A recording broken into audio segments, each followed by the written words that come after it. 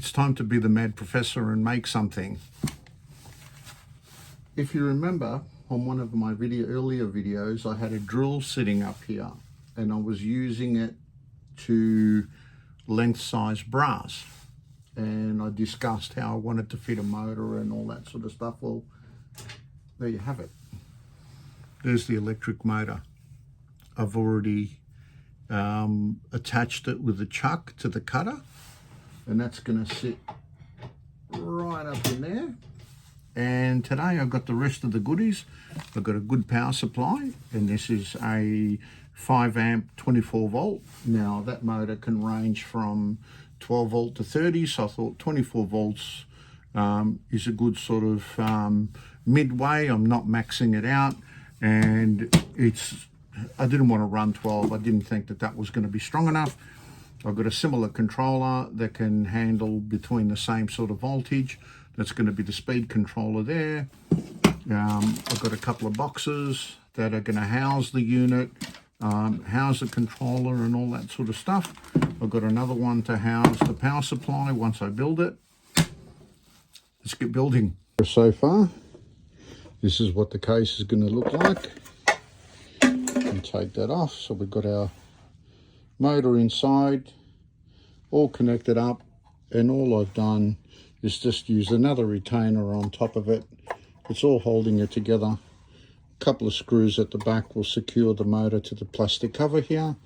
I'll drill a hole up here for some wiring to come out, and then the face will be modified to fit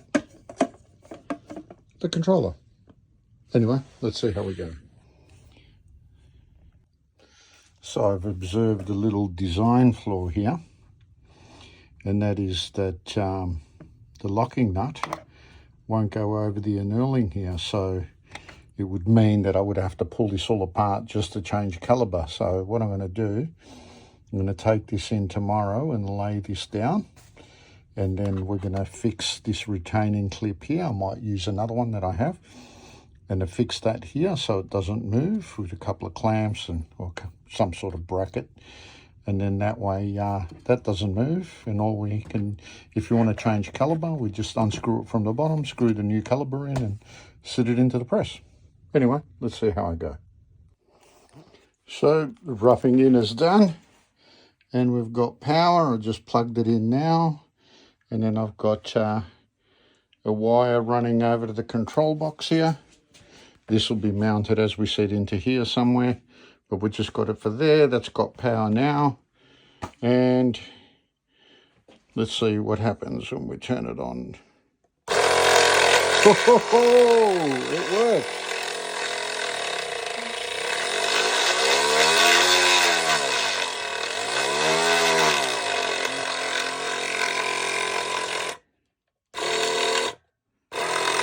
It's even got reverse. So that needs to tighten up. That's a little bit loose, but anyway, let me nip it all up and see if it actually trims brass like it should.